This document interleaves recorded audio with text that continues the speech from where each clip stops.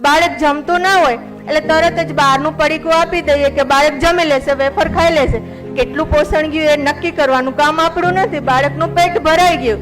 ત્યારે આ બધી જ બાબતોમાંથી મુક્તિ મળે અને બાળક સારી રીતે જીવન જીવી શકે એ વર્ગ હતો, એ પેરેન્ટ્સનો વર્ગ નહોતો. અને બધા જ પેરેન્ટ્સે ત્યારથી એ સ્વીકાર્યું કે હવે અમે અમારા બાળકને માટી સાથે જોડી રાખશું, જૂની રમતો સાથે જોડી રાખશું, જૂની પરંપરાઓ સાથે જોડી રાખશું અને એનાથી બાળકનો શ્રેષ્ઠ વિકાસ થાય એ દિશામાં પેરેન્ટ્સ વિચારતા થયા.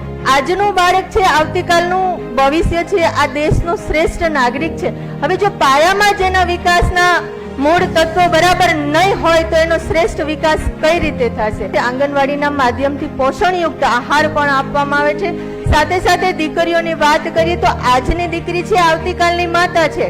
હવે આજે જો એનામાં પોષણની ખામી હશે તો સ્વાભાવિક છે કે જ્યારે પરણીને સાસરે જશે, માં બનશે તો એના પોતાનામાં પોષણની ખામી હશે તો એ પોષણની ખામી એના બાળકમાં સ્વાભાવિક છે કે આવવાની છે. એટલા માટે થઈને આજની દીકરી છે એટલે ખાસ પેરેન્ટ્સને મારી વિનંતી છે, આપણે જનજાગૃતના માધ્યમથી આપણે દરેક જગ્યાએ આ વાત પહોંચાડીએ કે દીકરીના ખોરાકની ખૂબ ચિંતા કરીએ, એને પોષણયુક્ત આહાર આપીએ અને એને સાથે સાથે ભણાવવાની ચિંતા કરીએ. ભણેલી ગણેલી દીકરી હશે તો ખૂબ આગળ વધશે અને પેરેન્ટ્સનું નામ રોશન કરશે.